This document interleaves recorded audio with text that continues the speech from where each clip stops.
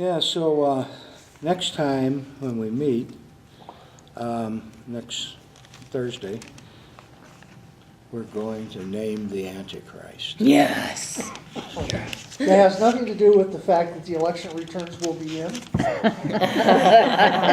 It may change by Thursday, the Antichrist. We may have a new name for the Antichrist. I'm sure Hal Lindsey would have a different point of view. But yeah, I was going to talk about why the 7 weeks are here, but I'll do that a little bit. And boy, that really gets hairy when you start trying to look at the 7 weeks. But it basically comes from the book of Daniel, the 7 weeks of tribulation. And I'll go through that, just skim over it next week, because to go into it, how Lindsay and them get 7 years, weeks. They mix up weeks and years. But how they get to 7 years is really Mickey Mouse. I mean, they use assumptions that The number again. yeah, it's the number 7 again. Well, the number 7's fine from Daniel, but not the way they use it and the conclusions they reach. And, yeah. I'll say it, and if we go with 7 weeks and it starts with this election, it'll be all over by Christmas.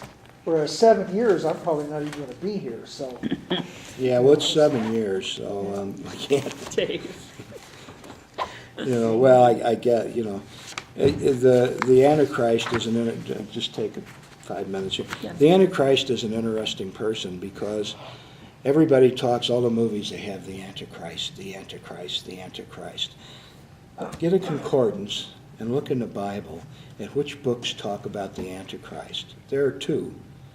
One is not Revelation and one is not Daniel.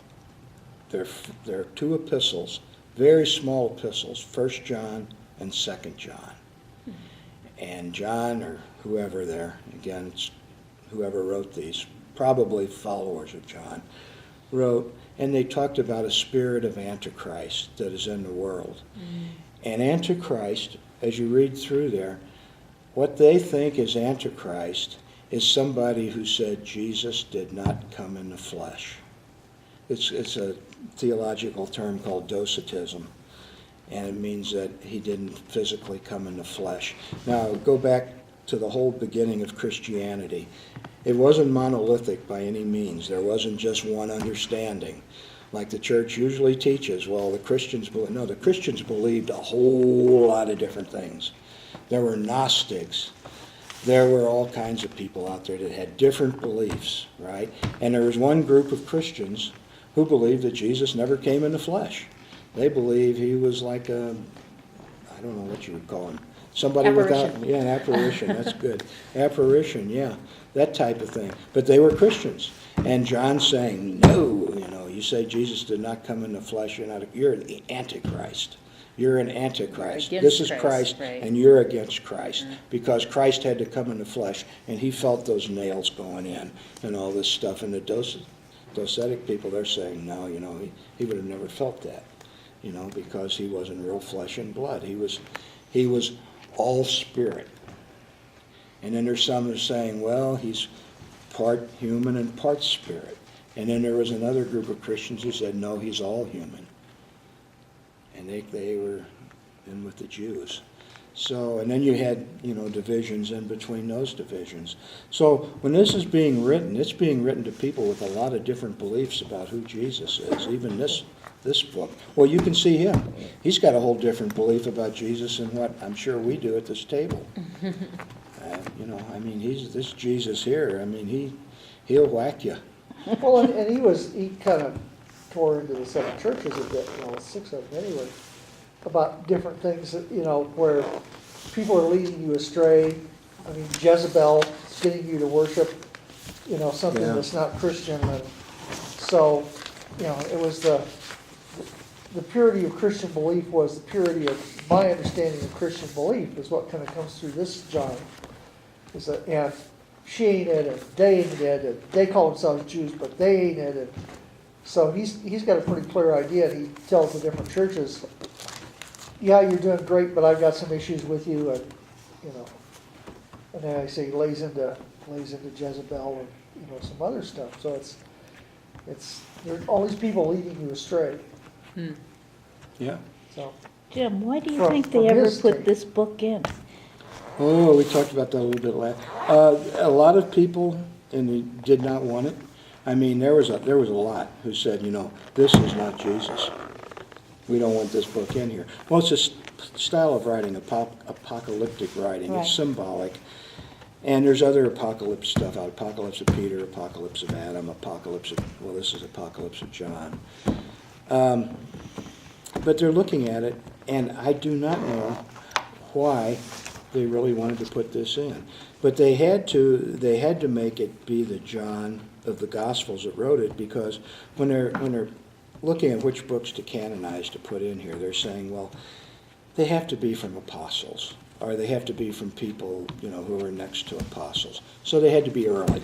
If you get something that was written after 100, 2 Peter might have been, but you get much after 100, they're saying, these books are, too old. They couldn't have been written by anybody who had any first-hand Right. knowledge, so they're just too old to be in here. So you're looking at something that's younger, and you have to make the case that this was probably John, the apostle, that wrote this. And Justin Martyr, one of the early church fathers, makes that statement. I think Irenaeus makes it too. The fact in there, and they fought for a long time on it. And there were some Christians, I think the Coptic Christians in Egypt, who never accepted it. No way, this does not go in. Some of them said, we'll put it in, but you can't read it out loud.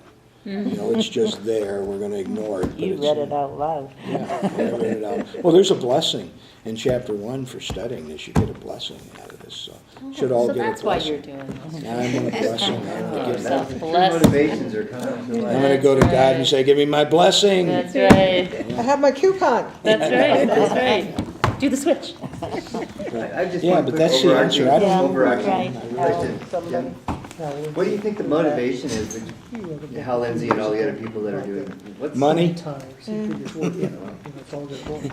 You know how much money Power. Hal Lindsey made off these Power. books? Who are they talking about? Hal Lindsey was the best-selling author of the 70s. How much money do you think? And he made movies, and he goes to churches and gives lectures for big amounts of money. Hal Lindsey is a multi-gazillionaire off of this stuff. LaHaye and Jenkins, who wrote the Left Behind series, is that 70 million books or something? They make a lot of money. And they get paid to all these churches to go around and do TV things and do all this stuff.